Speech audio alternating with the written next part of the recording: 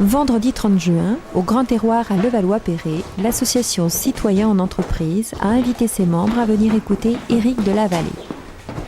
Il est venu parler de son livre « Le manager à l'écoute du sociologue » qu'il a coécrit avec M. Pierre Morin.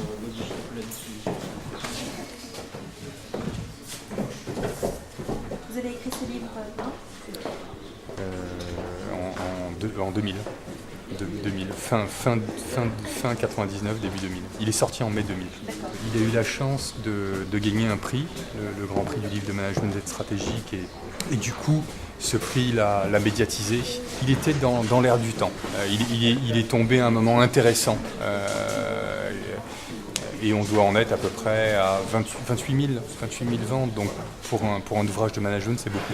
Et cet ouvrage, il a l'avantage d'une part de donner de manière très simple des notions de base en sociologie des organisations utiles pour les managers.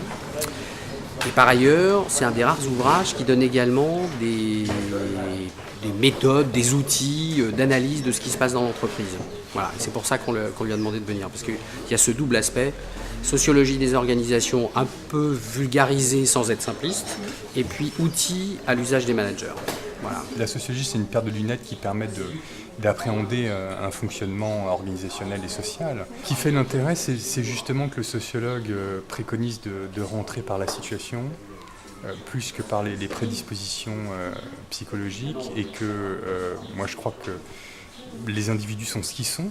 Il nous appartient à chacun on s'appartient à chacun, que quand on est manager, on peut difficilement changer les gens. Par contre, on peut aménager la situation dans laquelle ils se trouvent. Et c'est là où on a le plus de leviers d'action. C'est ça qui me semble l'intérêt primordial de cette paire de lunettes-là. Citoyens en entreprise est une jeune association qui regroupe des dirigeants et des salariés et qui sont réunis pour un objectif bien précis. C'est promouvoir par tout moyen ce qui contribue à établir des relations de confiance entre l'entreprise et l'ensemble de ses partenaires, en premier lieu les salariés, et notamment par l'apport des connaissances pratiques en sciences sociales. Ça explique pourquoi on fait venir des gens qui parlent de sociologie.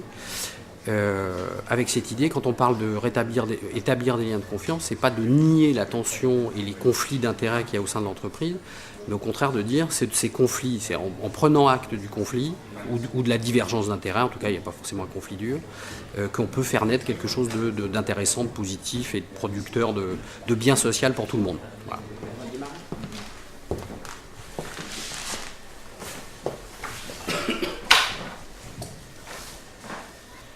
On vous laisse la parole directement.